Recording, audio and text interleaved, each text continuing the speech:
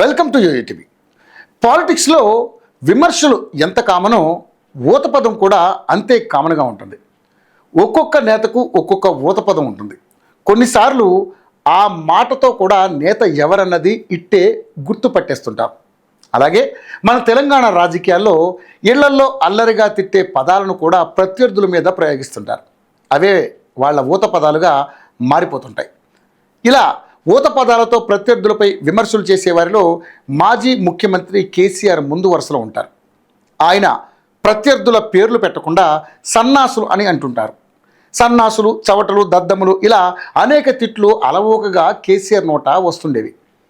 వాటిని విని ఆనందించేవారు ఉన్నారు. అయ్యో ఇదేం భాష అని విస్మయపడేవారు కూడా ఉన్నారు.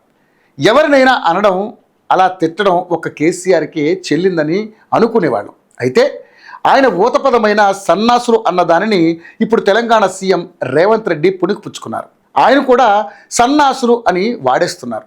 తాజాగా నల్లమలలో జరిగిన ఒక సభలో రేవంత్ మాట్లాడుతూ ఒక 5 సన్నాసులు తెలంగాణలో ఉన్నారని ఆశ్చర్యకరమైన విమర్శ చేశారు. ఆ 5 ఎవరో ఆయన చెప్పలేదు, కానీ వారి ఊసే తాను తలవను పట్టించుకోను అన్నారు. ఇక వారు సోషల్ మీడియా పులులని హాట్ కామెంట్స్ చేశారు. మాస్టర్ మైండ్స్ కామర్స్ చదవాలనుకునే 10th ఇంటర్ విద్యార్థుల తొలి ఎంపిక. వారు సోషల్ మీడియాలో చేసే చెడు ప్రచారం గురించి తాను ఎక్కడా ఫికర్ అయ్యేది లేదని తెలిపారు. అసలు ఆ తప్పుడు ప్రచారం గురించి తాను పట్టించుకోను కాదు కదా, అసలు దాని గురించి ఆలోచించను కూడా అని తను చెప్పారు. అయితే తాను చేసే మంచి పనిని లబ్ధిదారులు గుర్తుపెట్టుకుంటే చాలు అని ఆయన అన్నారు. అంతే తప్ప తమ మీద విషం చెమ్మాలని చూసే వారిని తాను ఏమాత్రం ఖాతరు చేసేది లేదని రేవంత్ రెడ్డి కరాఖండిగా చెప్పేశారు. ఇలా రాష్ట్రంలో కొందరు సన్నాసులు ఉన్నారని ఆయన అన్నారు. మరి ఆ సన్నాసులు ఎవరా అన్నదే అందరికీ అర్థం కాని విషయంగా ఉంది. రేవంత్ రెడ్డి విమర్శించారు అంటే రాజకీయ ప్రత్యర్థుల గురించే అయి ఉంటుంది.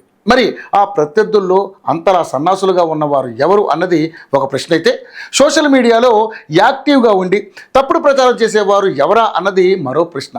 అయితే రేవంత్ రెడ్డి చెప్పకపోయినప్పటికీ రాజకీయాల మీద అవగాహన ఉన్నవారికి ఆ సన్నాసులు అన్నది ఎవరి గురించో తెలిసిపోతుంది. కానీ ఆయన పేరు చెప్పలేదు కాబట్టి ఎవరు ఆ పేర్లను గురించి కాకుండా భలే సెటైర్లు వేశారనే అనుకుంటున్నారు. ఇంతకీ కేసీఆర్ తరహాలో సన్నాసుల జాబితాను రేవంత్ రెడ్డి తయారు చేసేలా ఉందని కామెంట్ చేస్తున్న వారు ఉన్నారు.